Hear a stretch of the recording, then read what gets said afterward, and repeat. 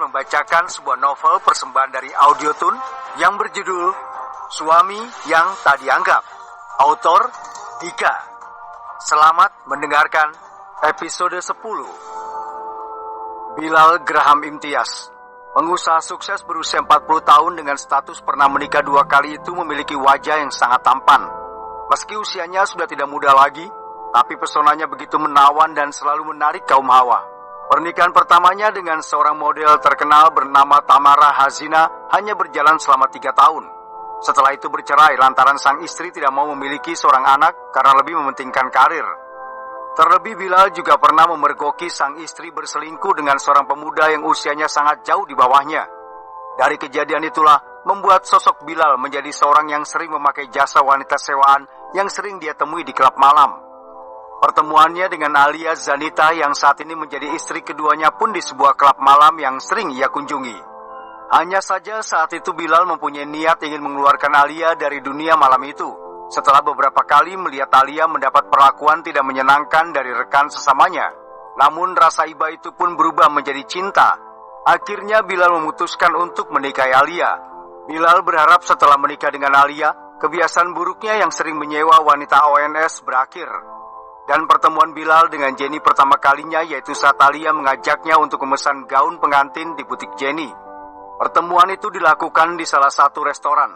Karena saat itu Bilal masih ada urusan pekerjaan, dia meminta calon istrinya datang lebih dulu. Namun nyatanya dirinya lah yang datang lebih dulu dan sudah ada Jenny di sana. Jiwa bastard Bilal tiba-tiba berkobar kembali saat bertemu Jenny. Perempuan cantik seusia calon istrinya itu memiliki bentuk tubuh yang menurut Bilal sangat menggemaskan. Terlebih lagi Bilal bisa melihat sorot mata Jenny yang menunjukkan seorang perempuan polos. Bilal mencoba mendekatkan dirinya dengan Jenny. Dia tidak peduli walau mau menikah. Bahkan kelakuan nakalnya hampir saja ia tunjukkan pada Jenny andai Alia tidak datang dengan tiba-tiba. Meski sudah menikah dengan Alia, Bilal masih sangat penasaran dengan sosok Jenny. Namun dia kembali mengingat kalau dirinya sudah berjanji akan melabuhkan hatinya pada Alia seorang. Tapi tanpa sengaja, sebulan pernikahannya dengan Alia, Bilal memergoki sang istri jalan dengan pria lain dan baru saja keluar dari kamar hotel. Bilal berusaha kuat memendam amarahnya, dan setelah itu terdengar kabar bahwa Alia sedang mengandung. Bilal jadi meragukan anak yang dikandung istrinya bukanlah anak biologisnya, dan sejak saat itulah jiwa bastardnya muncul kembali. Puncaknya dia kembali mengingat sosok Jenny. Dengan berbagai cara Bilal menyuruh anak buahnya untuk mempertemukan dirinya dengan Jenny. Dan akhirnya malam itulah Bilal sangat senang bisa membawa Jenny masuk ke dalam kamar hotel untuk segera mengeksekusinya. Namun rencananya telah digagalkan oleh Iqbal. Aku akan mencarimu sampai dapat, gumam Bilal dalam hati.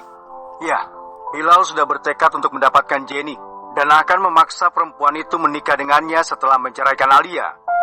Sementara itu Jenny saat ini sedang berada di dalam kamarnya.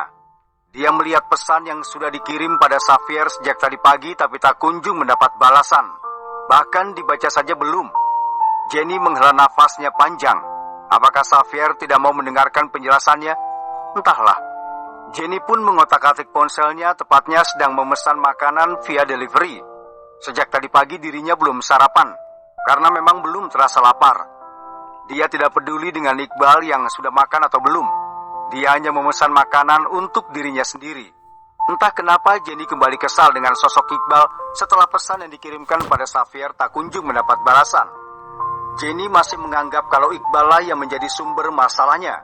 Meski beberapa saat lalu dirinya sudah merasa sedikit lega setelah mendengar pernyataan Iqbal yang akan mengabulkan perceraian setelah 1 tahun pernikahan. Jenny keluar dari kamar karena pesanan makanannya sudah datang.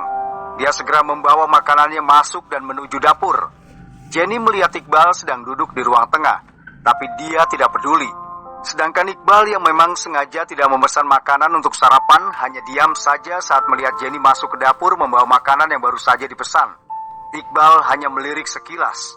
Ternyata Jenny tidak mempedulikannya, bahkan hanya memesan 1 porsi makanan saja. Sebenarnya Iqbal bisa saja memesannya sendiri, tapi dia hanya ingin melihat seberapa besar rasa peduli Jenny terhadapnya. Bukan untuk meminta balasan karena semalam dirinya sudah membelikannya makan. Tapi dari sinilah Iqbal bisa mengetahui kalau sosok Jenny sangat sulit untuk digapai. Bahkan posisinya tidak dianggap sebagai seorang suami. Iqbal meraih jaketnya. Lebih baik dia pergi keluar rumah daripada membuat Jenny tidak nyaman. Siapa tahu juga dia akan mendapatkan informasi pekerjaan. Aku mau keluar.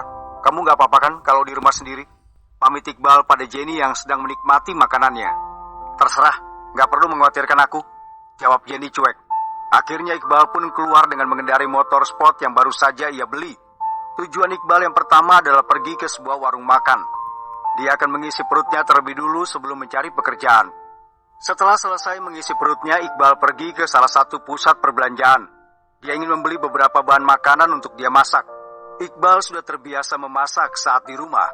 Ya, meskipun hanya masakan simpel seperti nasi goreng dan sejenisnya. Iqbal memang harus melakukan itu demi bertahan hidup karena dirinya belum mendapatkan pekerjaan. Walau dia masih mempunyai tabungan yang cukup, setidaknya dia harus berhemat, mengingat ada seseorang yang harus ia jamin kehidupannya. Sambil berkeliling di pusat perbelanjaan, Iqbal melihat beberapa outlet yang sedang membutuhkan karyawan. Tapi sayangnya yang sedang dibutuhkan hanya karyawan perempuan. Mungkin memang hari ini aku belum beruntung, gumam Iqbal lalu memutuskan untuk pulang. Ternyata Iqbal sampai rumah saat waktu sudah sore. Dia tidak sadar telah menghabiskan banyak waktu untuk berkeliling mencari pekerjaan. Padahal dia bisa mencarinya lewat browser pada ponsel pintarnya. Tapi sayangnya beberapa lowongan pekerjaan itu berada jauh dari rumahnya.